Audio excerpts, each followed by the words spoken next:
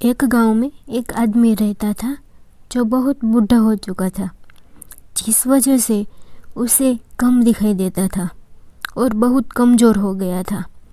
इसलिए अपनी बची कुची ज़िंदगी अपने बेटे के साथ बिता सके, इसलिए शहर में बेटे के घर रहने चला गया।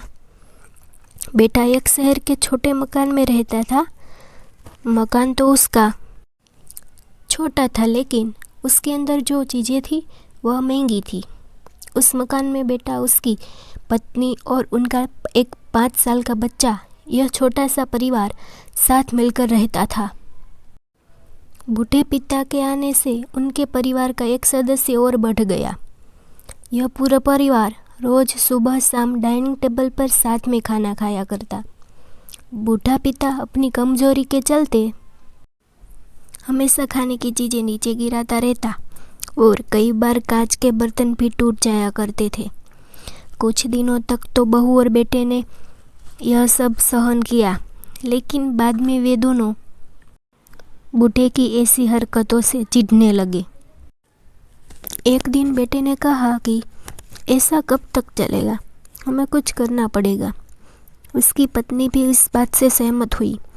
अगले दिन बेटा कहीं से एक पुराना मेज लेकर आया और घर के एक कोने में उसे लगा दिया और अपने पिताजी से कहा कि आप यहीं पर बैठकर खाना खा लिया कीजिएगा। उन्होंने एक लकड़ी का बर्तन भी बनवाया, जिसमें वे अपने बूढ़े बाप को खाना देने लगे। अपने कांच के कीमती बर्तन बचाने के लिए अपने बूढ़े बाप को लकड़ी का बर्तन देने में उन्हें जरा भी शर्म नहीं आई। अब खाने का समय जब जब होता तो बूढ़ा बाप एक कोने में बैठकर खाता और बाकी का परिवार डाइनिंग टेबल पर खाना खाया करता।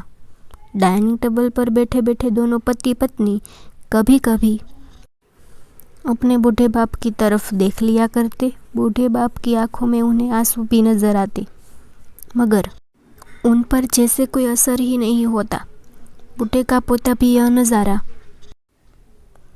हमेशा देखता और वह अपने में ही खोया रहता। एक दिन जब पति पत्नी डाइनिंग टेबल पर बैठकर खाना खा रहे थे, तब उनका बच्चा जमीन पर बैठकर कुछ कर रहा था। उन दोनों ने बच्चे के हाथ में लकड़ी का टुकड़ा देखा, लेकिन उन्हें कुछ समझ में नहीं आया कि बच्चा लकड़ी के टुकड़े के साथ क्या कर रहा है।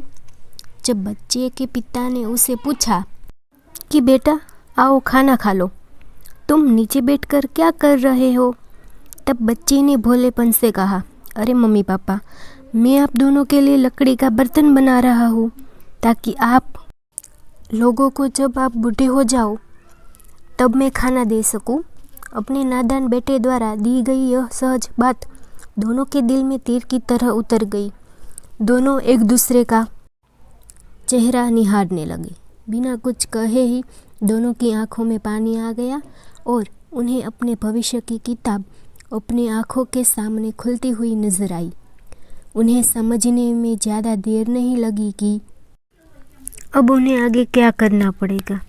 अगले दिन कमरे के कोने से वह पुराना मेज़ हट गया और अब बूढ़ा पिता और बाकी का परिवार साथ में मिलकर फिर से खाना खाने लगे।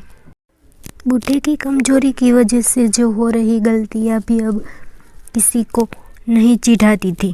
दोस्तों, यह कहानी हमें बताती है, हर पत्ता जो आज हरा है वह कल सूखेगा और डाली से नीचे भी गिरेगा।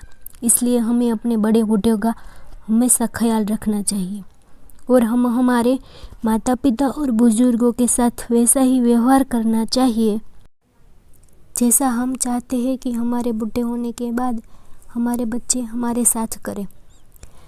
जैसा करोगे वैसा ही पाओगे।